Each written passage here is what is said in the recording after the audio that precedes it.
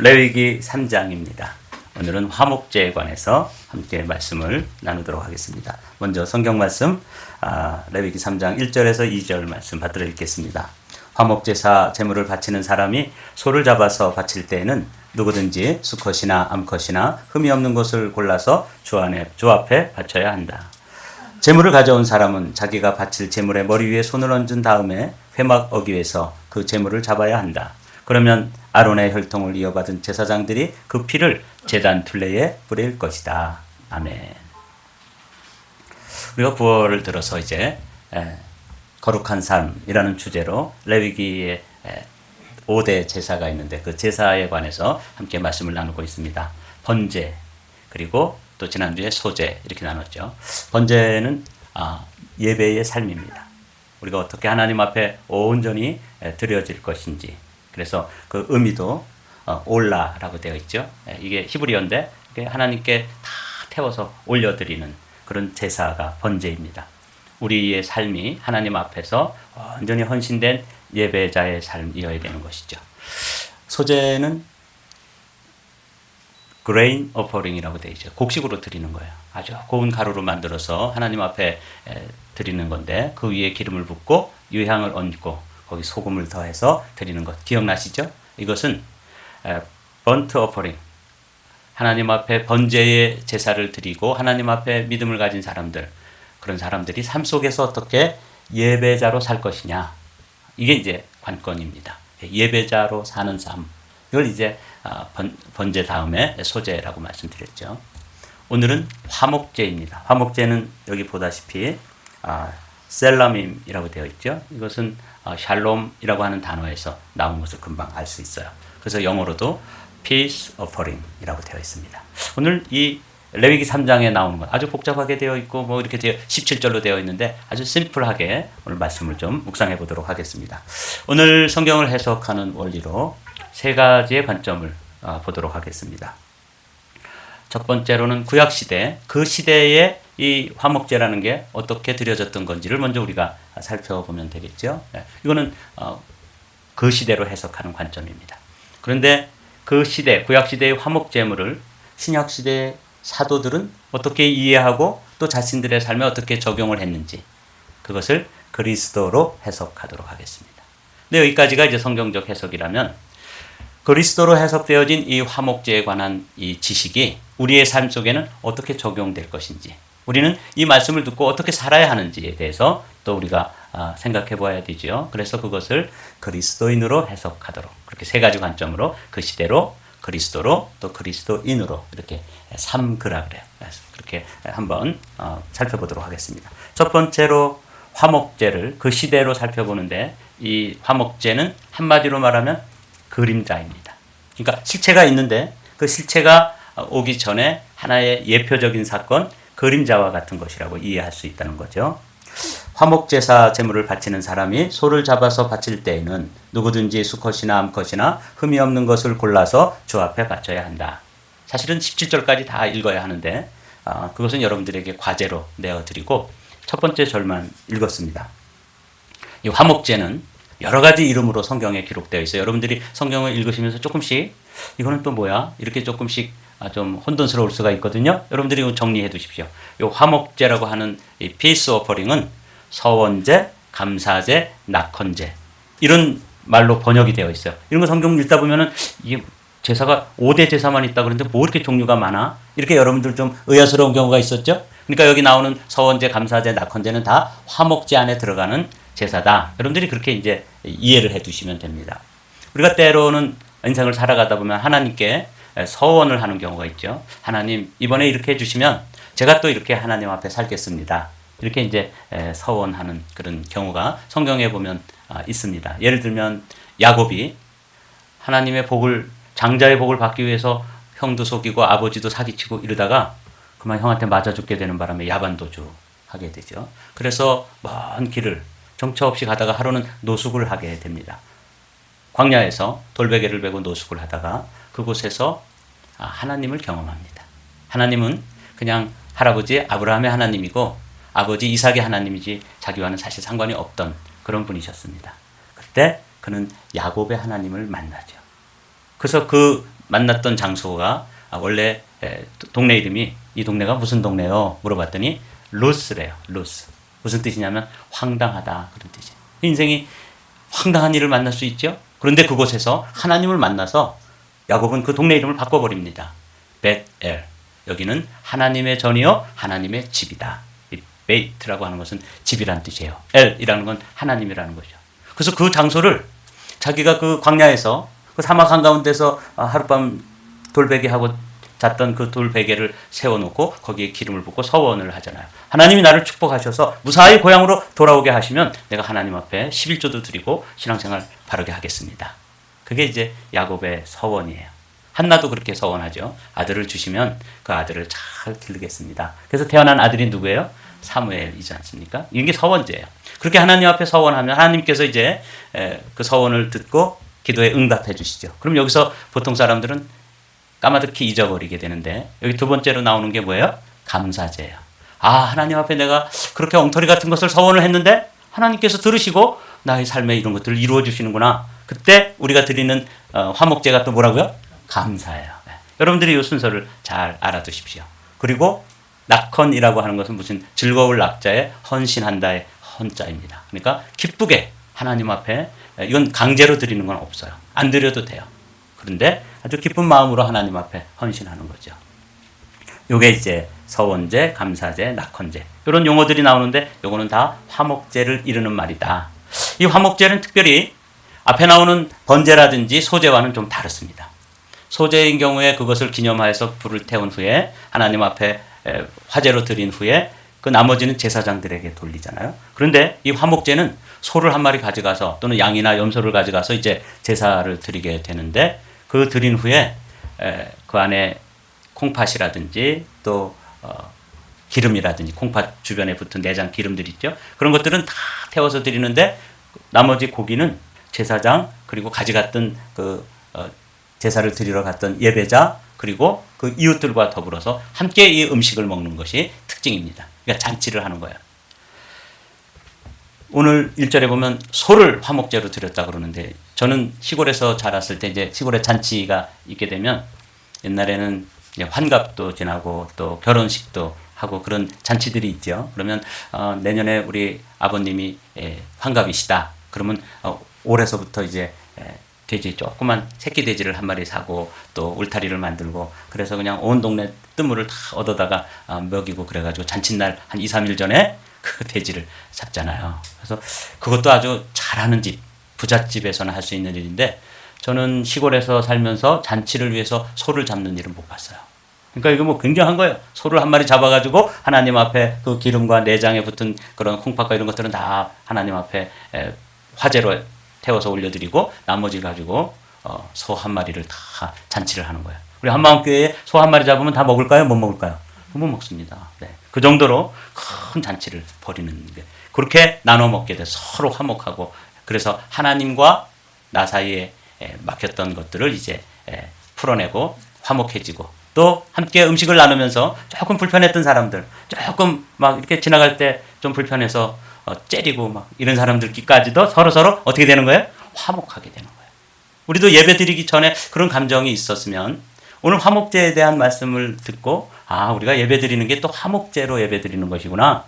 그렇게 이제 여러분들이 깨달아지면 그런 불편한 마음, 좀 어두운 마음들, 또 눌린 마음들 이런 것들이 자유케 돼가지고 서로 화목을 샬롬을 누리게 되는 그런 은혜와 복이 있게 되시기를 주님의 이름으로 축복합니다. 이게 구약시대의 화목제예요. 이 화목에 대해서 사도 바울은 그 서신서에서 그때 드렸던 소, 그때 드렸던 양이나 염소를 예수 그리스도로 끌고 옵니다. 그래서 예수 그리스도를 화목제라고 가르쳐주고 있는 거예요. 한번 보도록 하죠. 그래서 저는 이것을 뭐라고 이렇게 바꿨냐면 구약의 화목제가 하나의 그림자라면 그 그림자를 이루는 실체가 있을 거 아니에요? 그 실체는 누구세요? 예수. 그래서 성경은 언제나 예수 그리스도를 말씀하시는 거예요. 구약 성경은 오실 메시아, 신약 성경은 오신 메시아, 또 요한계시록은 어떤 메시아예요? 다시 오실 메시아. 그분이에요. 예수님. 성경의 주제가 예수님이시거든요. 그러니까 이 화목제 제사를 수천 년 동안 드렸는데 유대인들은 그렇게 드리면서도 그 실체를 몰랐어요. 지금까지도 그 실체를 모르는 사람들이 있는데 당시에 2000년 전에 사도였던 바울은 우리 조상들이 그렇게 오랫동안 그 제사를 드렸는데 그게 그림자일 뿐이고 실체가 예수 그리스도시구나 하는 것을 알았던 것이죠. 그래서 이렇게 로마 교회 성도들에게 편지를 보내면서 기록하고 있습니다. 곧 우리가 원수 되었을 때에 그의 아들의 죽으심으로 말미암아 하나님과 화목하게 되었은즉 화목하게 된 자로서는 더욱 그의 살아나심으로 말미암아 구원을 받을 것이니라. 우리의 상태가 이 예수 그리스도가 우리의 삶에 찾아와서 화목 제물이 되기 전까지 하나님과 우리 사이는 무슨 사이라고요? 원수였다는 거예요. 우리도 하나님을 째리고 하나님도 우리를 째리고 서로 불편한 거예요. 왜? 우리 안에 죄가 있기 때문에. 하나님은 죄는 사랑하시지만 죄는 미워하시거든요. 그런데 그 죄를 가지고 있는 사람들이 하나님과 관계가 사도 바울은 원수였다. 아주 원수 같은 사이였어요. 하나님은 그거 눈뜨고 못 봐주십니다. 그 죄를 지은 그 사람들은 사랑하는데 그들이 가지고 있는 그 죄, 그들이 범하고 있는 그 죄에 대해서는 용서하지 않으십니다. 이게 이제 하나님의 사랑, 하나님의 공의잖아요. 네. 그때 예수 그리스도 그의 아들이 죽으심으로 하나님과 화목하게 되었다. 그러니까 화목 제물을 예수 그리스도로 해석하니까 더 이 화목 제물의 의미가 확 드러나는 것이죠. 골로새 교인들에게도 똑같은 말씀을 해주십니다. 그의 십자가의 피로 화평을 이루사. 이 화평도 똑같은 말씀입니다. 만물 곧 땅에 있는 것들이나 하늘에 있는 것들이 그로 말미암아 자기와 화목하게 하셨느니라. 그렇습니다. 예수 그리스도가 우리와 하나님 사이만 화평을 이루도록 하신 게 아니라 만물을 다 화평하게 하시고, 그래서 예수 그리스도의 십자가는 온 사람들, 인류 전체와 또 인류 전체가 사는 이 땅에 있는 만물들과 하나님 사이가 다 담이 허물어지고 그 사이가 화평케 되는 그런 사건이다. 이 십자가예요. 에베소 교회 성도들에게도 또 똑같은 말씀을 해주시죠. 또 십자가로 이 둘을 한 몸으로 하나님과 화목하게 하려 하심이라 원수된 것을 십자가로 소멸하시고. 사도 바울은 이 화목제이신 예수님이 하나님과 인간 사이만 화목하게 만든 것이 아니라 사람과 사람 사이에도 이분이 화목 제물이 되셨다고 말씀하시는 거예요. 사도 바울 당시에, 예수님 당시에 인류는 딱 두 종류의 인류가 있었습니다. 하나는 어떤 사람이에요? 유대인. 또 한 사람들은 뭐겠어요? 이방인. 근데 거기에서 예수 그리스도가 자기의 십자가로 그 원수된 것을 허물어뜨리고 제3의 인류를 만드십니다. 그게 누구냐면 그리스도인입니다. 지금은 그래서 인류를 두 가지로 나눌 수 있습니다. 옛날에는 유대인과 이방인으로 나눴다면 지금은 그리스도인과 비그리스도인, 크리스찬과 넌 크리스찬으로 만드는, 그렇게 지금은 나뉘어 있는 거예요. 그래서 우리는 예수 그리스도 안에서, 그게 유대인이 되었던 이방인이 되었던 우리가 예수 그리스도 안에서 하나를 이루었다. 이렇게 이제 이 화목제물이 됐다는 게 이런 놀라운 의미를 가지고 있는 것이죠.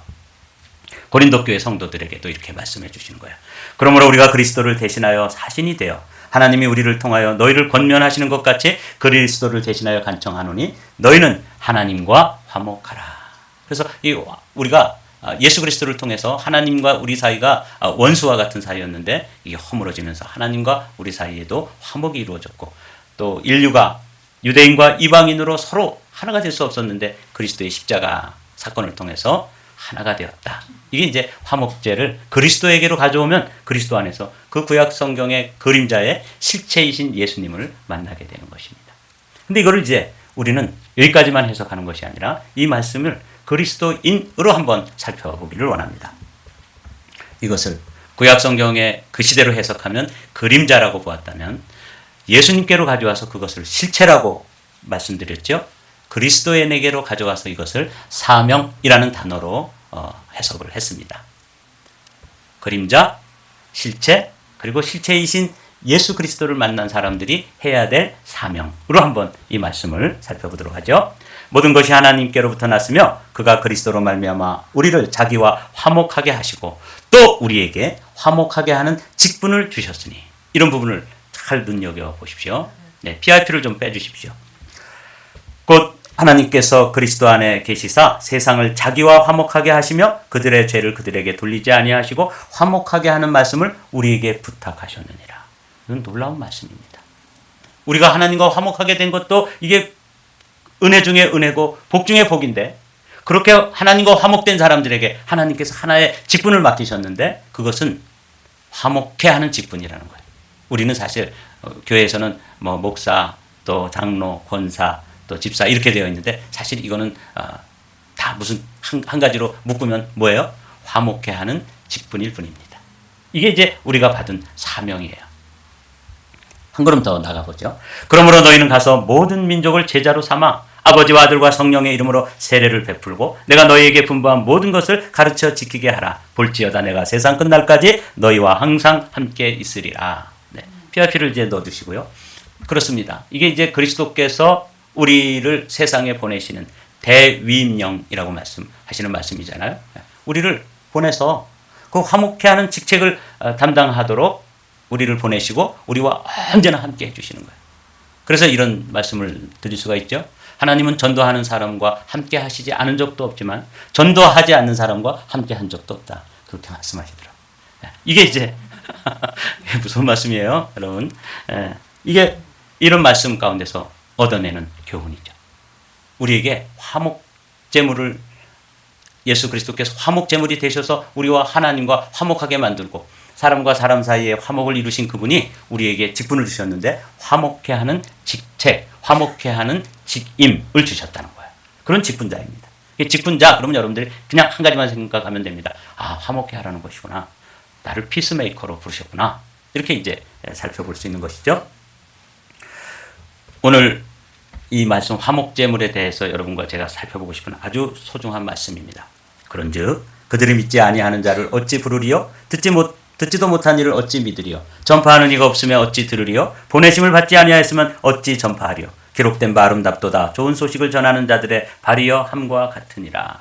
저는 이제 이 말씀을 제가 지난 한 주간 동안 전도 훈련을 받고 왔잖아요. 그래서 화목제에 대해서 3장을 여니까 그게 사실은 그 시대로 해석하고 그 시대를 그리스도께 가져와서 그리스도로 살펴보고 그리스도인으로 살펴보니까 이게 뭐냐면 전도에 관한 말씀입니다. 이렇게 그림으로 그려볼 수 있는 것이죠. 우리가 보내심을 받았습니다. 그래서 누구에게인가 가서 화목제물이신 예수 그리스도를 전하고 그들이 듣고 그 다음에 믿고 하나님을 하나님으로 부르게 되는 일련의 과정을 지금 사도 바울은 이렇게 복잡하게 기록되어 있지만 여러분들이 복잡할 거 하나도 없어요. 이렇게 이제 다이어그램으로 만들었습니다. 분명한 것은 우리가 보내심을 받았는데 가서 말하지 않고 누구에게가 들려주지 않고 누구에게가 믿음으로 초청하지 않으면 그들은 하나님을 하나님으로 부를 수 없다는 거예요. 누구든지 주의 이름을 부르는 자는 뭘 얻으리라? 구원을 얻으리라. 이렇게 되어 있잖아요. 이 구원을 얻는 일에 이 순환고리가 있는데 이 순환고리 중에 한 부분을 직분, 직임을 감당하지 않으면 이 순환고리가 끊어지게 됩니다. 말하자면 예수 그리스도께서 사도들에게 이 말씀을 위임하시고 사도들은 또 그 다음 사도들인데 그 사람들을 뭐라고 부르냐면 교부들 또는 속사도라고 불렀어요. 그러니까 사도들은 예수님이 직접 가르침을 받은 사람들이죠. 속사도들은 예수님은 못 봤어요. 누구만 봤어요? 예수님께 가르침을 받은 사도들을 봤습니다. 그 속사도들이 또 다른 사람들을 가르치고 이래가지고 전해주고 또 들려주고 이래서 2000년 동안 숨가쁘게 복음이 저에게까지 온 거예요.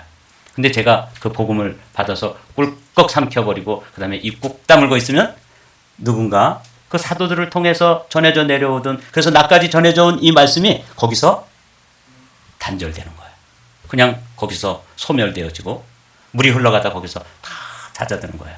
모래밭에 잦아들어서 그 다음으로 흘러가지 않는 거예요. 이게 화목해 되는 직책, 화목의 직분에 대해서 저와 여러분들이 받아야 될 도전입니다. 이제 교회의 사명이 바로 이 부분인 것이죠. 저는 지난 한 주간 동안 아주 힘들고 어려운 훈련을 받았습니다. 그렇게 말씀드린 것처럼 앞에 거를 외우면 뒤에 게 잊어먹고 뒤에 거 다 외워놓으면 앞에 게 생각이 안 나고 이래서 정말 힘들었어요. 그런데 저는 그 워싱턴 중앙 장로교회라는 굉장히 대형 교회인데 그 교회에 가서 정말 놀라운 분들을 배웠습니다. 거기에 성도들, 여러분들과 똑같은 권사님, 집사님들이에요. 근데 그들은 휴가를 내고 시간을 내고 자기 또 물질적으로 헌신하면서 그 행사를 섬기는데 정말 놀랍게 섬기는 거예요. 저희 조장, 저를 가르쳐 주신 그런 권사님도 여자 권사님이신데 그렇게 시간을 내고 그 다음에 우리가 외운 것을 또 실습하는데 실습이 아니에요. 실전이에요. 안 믿는 분을 데리고 와서 우리 보고 전도해 보라는 거예요. 얼마나 가슴 떨리는 일입니까? 우리가 그냥 연습 삼아 해가지고는 그 사람이, 그 영혼이 구원 못 받는 경우도 있잖아요.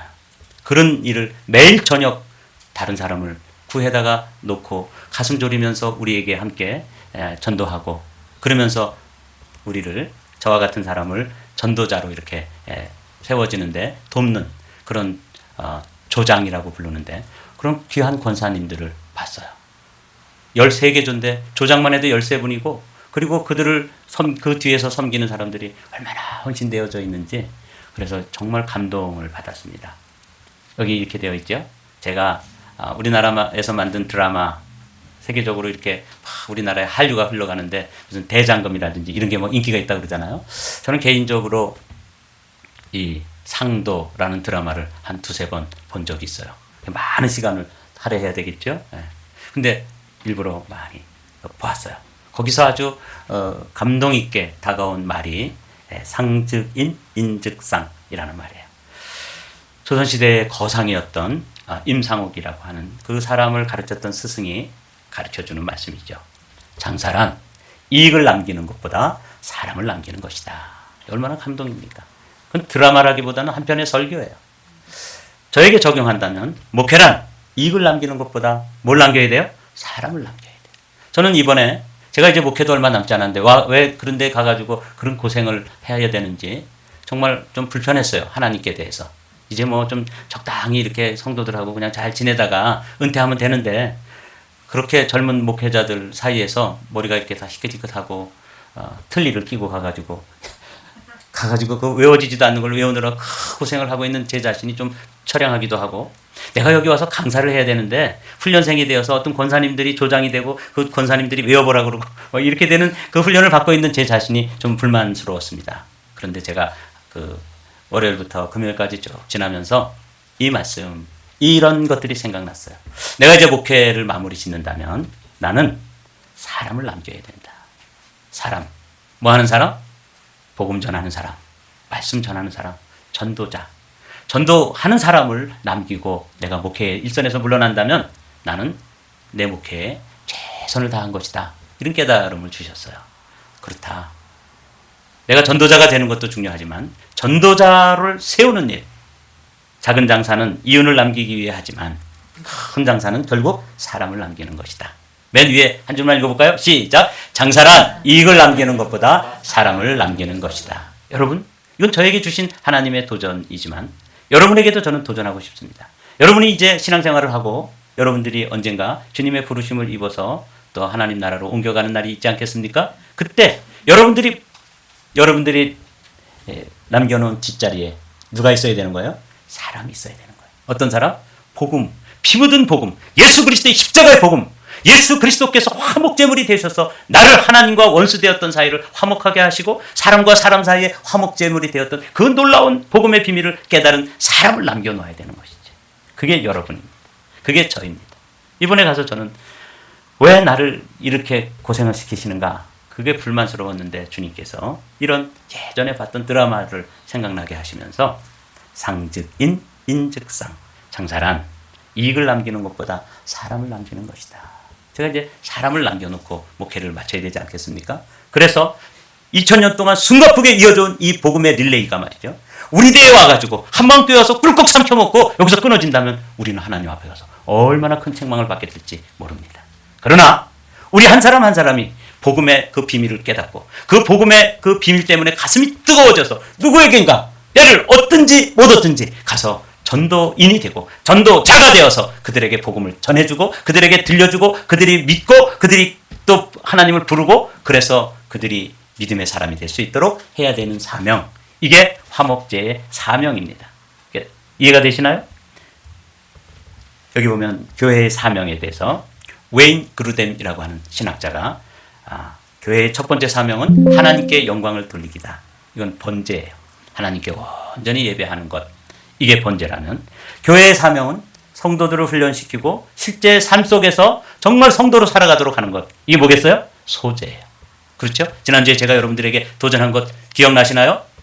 예배를 드리고 난 후에 예배자의 삶을 살아가야지 된다. 그래서 지난 한 주간 동안 쭉 살다가 오늘 11시에 와서 여러분들이 드리는 예배가 하나님 앞에 온전히 연락되고 기쁘게 받으실 만한, 그래서 제가 가인과 아벨 말씀을 드리지 않았습니까? 사랑하는 성도 여러분, 이게 교회예요.